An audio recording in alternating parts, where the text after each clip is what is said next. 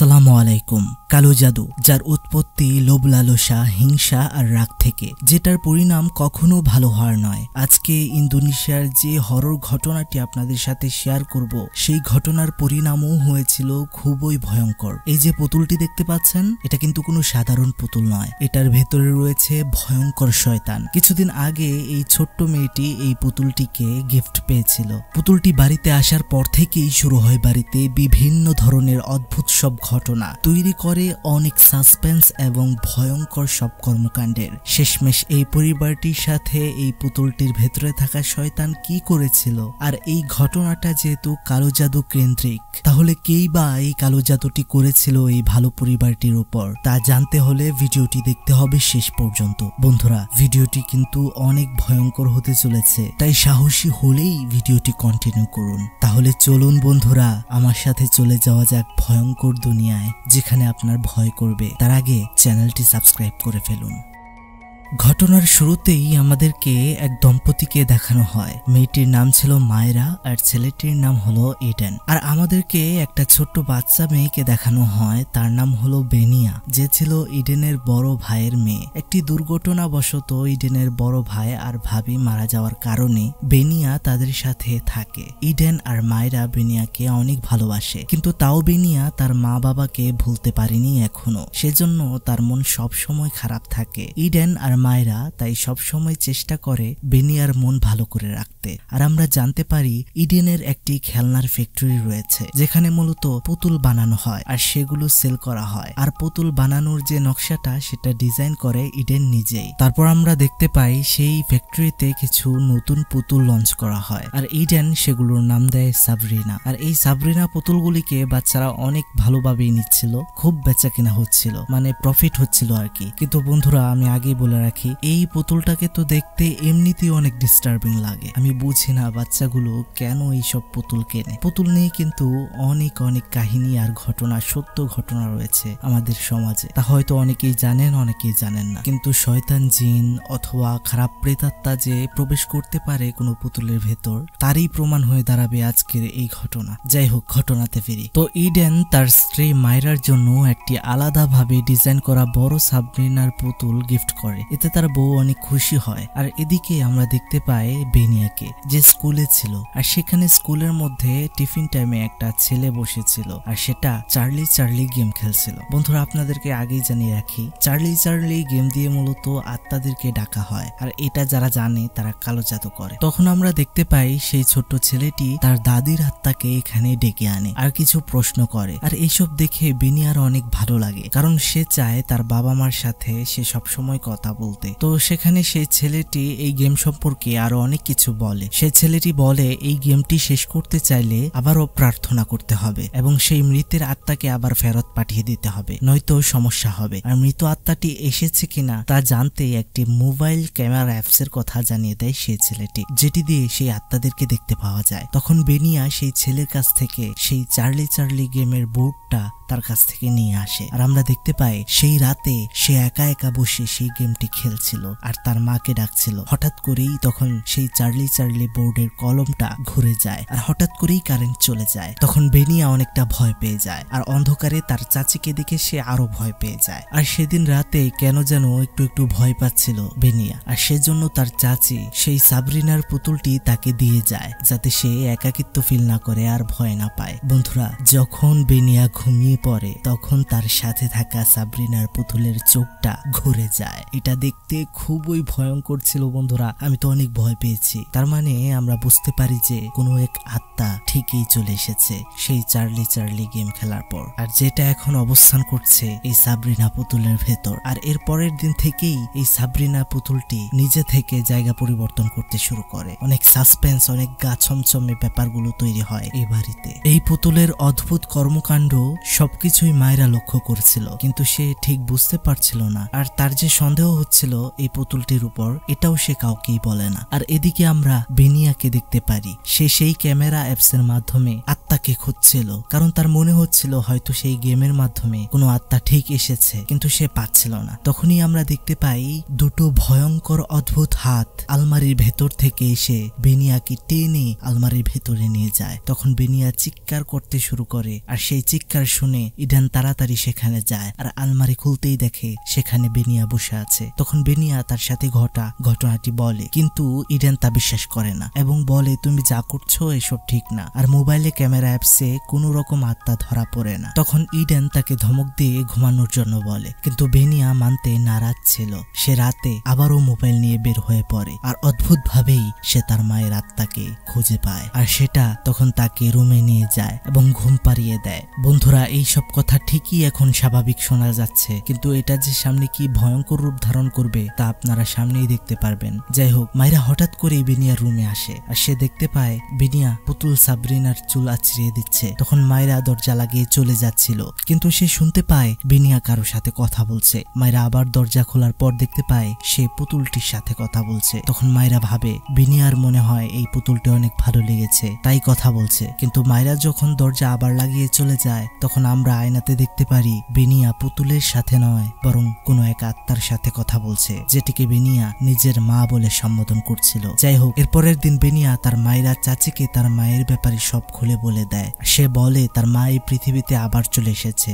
তার মা তাকে ঘুম পাড়িয়ে দেয়, তার সাথে গল্প করে। তখন মায়েরা অবাক হয় আর বলে, এটা কখনো সম্ভব না, এটা কখনো হতে পারে না, তোমার মা বাবা অনেক আগেই মারা গিয়েছে, আর যারা মারা যায় তারা কখনো ফেরত আসতে পারে না। তখন মায়েরা বেনিয়ার কথাগুলো তেমন ভাবে পাত্তা দিচ্ছিল না। এরপরে আমরা দেখতে পাই বেনিয়া, ইডেন আর মায়েরা মিলে একটা সুন্দর সমুদ্র সৈকতে ঘুরতে গিয়েছে। আর এখানে আমরা দেখতে পাই ইডেন একটা গর্ত খুঁড়ছিল, মায়েরা আর বেনিয়া খেলা করছিল। হঠাৎ করে যখন মায়েরা একা হয়ে যায়, তখন সেই গর্ত থেকে একজোড়া হাত বেরিয়ে মায়েরাকে সেই গর্তের ভেতর ফেলে দেয়, আর সব বালু উপরে ফেলতে থাকে। তখন মায়েরার চিৎকার শুনে ইডেন আসে এবং সেই যাত্রায় মায়েরা বেঁচে যায়। সেদিন রাতে মায়েরা তাদের বাড়িতে অ্যান্টিনিউকে দেখতে পায়। আর এই অ্যান্টিনিউ কে জানেন? এই অ্যান্টিনিউই হলো বেনিয়ার মা, কিন্তু তার তো এখানে থাকার কথা না, সে তো মারা গিয়েছে। মায়েরা এসব ভাবতে ভাবতেই সেই অ্যান্টিনিউ এর আত্মা শয়তানের রূপ ধারণ করে এবং তার উপরে অ্যাটাক করে। সে কিছু ভাবতে না পেরে ভয়ে ভয়ে চিৎকার করতে করতে পালিয়ে যেতে থাকে।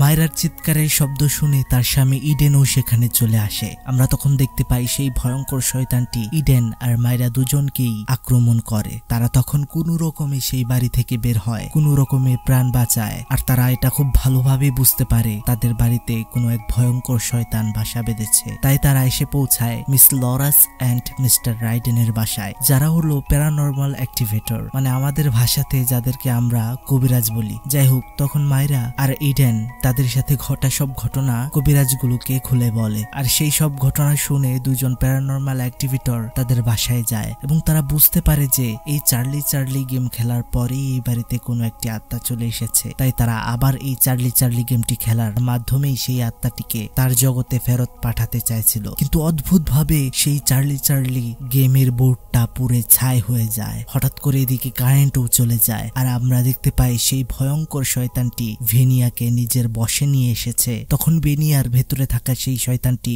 মিস লরাসের উপর অ্যাটাক করে দেয়, যেন মিস লরাস তাকে তার জগতে না পাঠাতে পারে। তখন কোনোভাবে নিজেকে রক্ষা করে মিস লরাস তখন ভেনিয়ার ভেতরে থাকা শয়তানটি সবার উপর আক্রমণ করে। তখন মিস লরাস এবং সবাই মিলে ভেনিয়াকে শক্ত করে ধরে এবং তার ভেতর থেকে সেই শয়তানটিকে বের করার চেষ্টা করে এবং সফলও হয়। কিন্তু ভেনিয়ার ভেতর থেকে সেই শয়তানটি বেরিয়ে এসে নিজের রূপে চলে আসে আর আবারও সবার উপর অ্যাটাক করে দেয়। সবাই কি করবে না ভেবে পেয়ে বাড়ি থেকে সবাই দৌড়ে বের হয়ে যায়। আর বের হওয়ার সময় প্যারানর্মাল অ্যাক্টিভেটর একটা পবিত্র মালা জাতীয় কিছু সেই দরজায় ঝুলিয়ে দেয়, যাতে সেই খারাপ শয়তান আর না বের হয়ে আসতে পারে বাড়ি থেকে। কিন্তু তাদের একটা ভুল হয়, এটাই যে তারা সেই সাবরিনা পুতুলটিও তাদের সাথে বাহিরে নিয়ে আসে। আর আমরা তো জানি এই পুতুলটির ভেতরেই রয়েছে মূলত সেই ভয়ঙ্কর শয়তানের আত্মা। তারা না জেনে নিজের বিপদ নিজেই ডেকে আনলো। এখন সবার সাথে কি হবে, কি ঘটবে, রহস্য তো পুরোটাই রয়ে গেল। আস্তে আস্তে সবই জানাবো বন্ধুরা। কিন্তু এত কষ্ট করে যারা এতক্ষণ ভিডিওটি দেখেছেন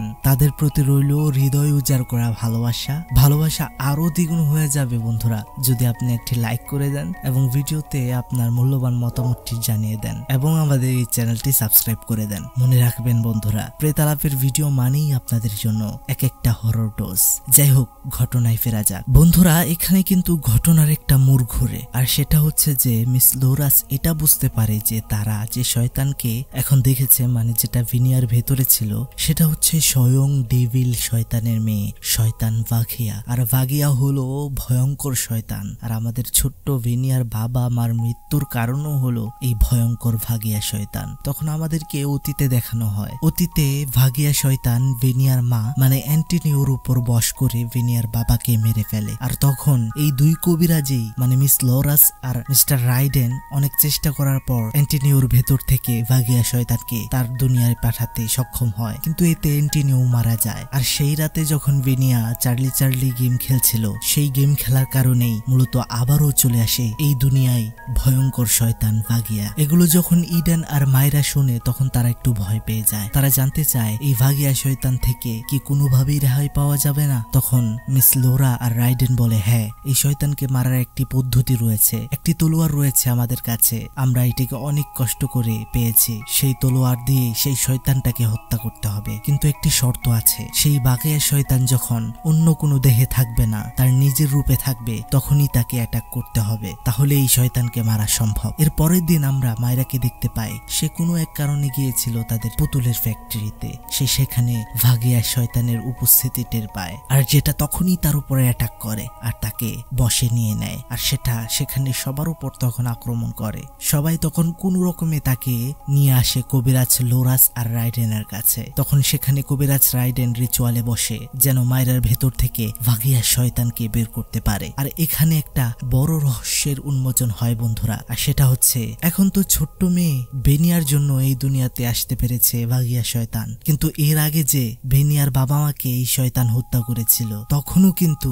এই শয়তানকে কোনো একজন ডেকে এনেছিল। কে ডেকে এনেছিল আর শুরু করেছিল এই মৃত্যুর খেলা, এটা জানানোর জন্যই নিয়ে যাওয়া হয় আমাদেরকে অতীতে। তখন আমরা দেখতে পাই ছোট্ট বেনিয়ার বাবা আর ইডেন ছিল, তারা দুই ভাই, এবং তারা তাদের নিজের বাবার পুতুলের ফ্যাক্টরিতে পুতুল ডিজাইনার ছিল, কিন্তু সব সময় ভিনিয়ার বাবার ডিজাইনটাই তাদের বাবার পছন্দ হতো, আর ইডেনের ডিজাইন কখনোই তাদের বাবার পছন্দ হতো না। তাই ইডেন তার বড় ভাইকে সব সময় হিংসা করত। আর এই হিংসা আর রাগ আরো বেড়ে যায় যখন তাদের বাবা ইডেনকে সম্পত্তির মাত্র 40% দেয়, আর ইডেনের বড় ভাইকে দেয় 60%। এই দুঃখ কষ্ট সহ্য করতে না পেরে ইডেন চলে যায় ভয়ঙ্কর একটি তান্ত্রিকের কাছে। সেই তান্ত্রিকটি মূলত ব্ল্যাক ম্যাজিকের কাজ করত। সেখানে গিয়ে সেই তান্ত্রিককে বলে তার ভাইকে সে যে কোনো মূল্যে মারতে চায়। তখন সেই তান্ত্রিকটি বলে মারা যাবে, কিন্তু সেই জন্য একটি দুষ্টু জিন অথবা শয়তানকে প্রয়োজন। তখন ইডেন বলে, আমি এত কিছু বুঝতে চাই না,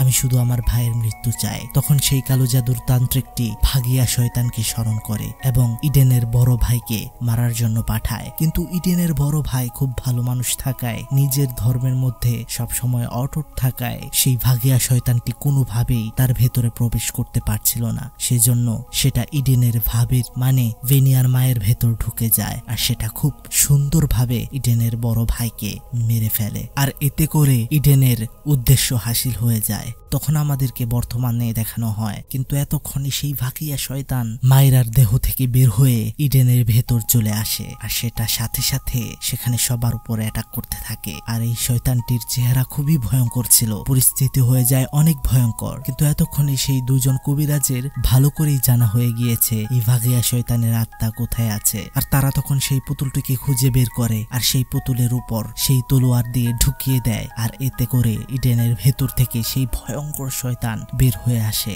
তখন কবিরাজ লোরাস একটি তন্ত্র সাধনার ছুরি নিয়ে সেই ভাগিয়া শয়তানের সাথে লড়াই করে। লড়াই করতে করতে অবশেষে সেই শয়তানটি এই পৃথিবী ছাড়তে বাধ্য হয়। আর পরিস্থিতি স্বাভাবিক হওয়ার পর ইডেনকে পুলিশ ধরে নিয়ে যায় তার ভাই আর তার ভাবির খুনি হিসেবে। তখন নতুন করে মায়রা আর ভেনিয়া নিজেদের মন মতো জীবনযাপন করতে শুরু করে। আর এভাবেই এই ভয়ঙ্কর কালো জাদুর ঘটনার সমাপ্তি ঘটে। কিন্তু আদৌ কি সমাপ্তি ঘটেছে? কারণ কালো জাদু আবারও ফেরত আসতে পারে, যে কোনো ভাবে, হয়তো আরো ভয়ানক ভাবে। তো বন্ধুরা, এই ছিল আজকের ভিডিও। কেমন লাগলো বন্ধুরা আজকের এই ইন্দোনেশিয়ান ভৌতিক ঘটনাটি, এটা কিন্তু অবশ্যই কমেন্ট বক্সে জানাবেন। আর আমি একটা কথা বলি বন্ধুরা, আমি কিন্তু সত্যিই ভয় পেয়েছি এই ঘটনাতে, কারণ পুতুল বলেন, জোকার বলেন, তাদের ফেস দেখলে আমার কেমন জানি লাগে। এসব কিন্তু হাস্যকর কোনো বিষয় না, সবার কাছে হাস্যকর হলেও প্রেতালাপের কাছে না। তো বন্ধুরা, ভিডিওটি ভালো লাগলে লাইক, কমেন্ট, শেয়ার করবেন, চ্যানেলটি সাবস্ক্রাইব করে দেবেন এবং ভালো থাকবেন, ভালোর দলেই থাকবেন।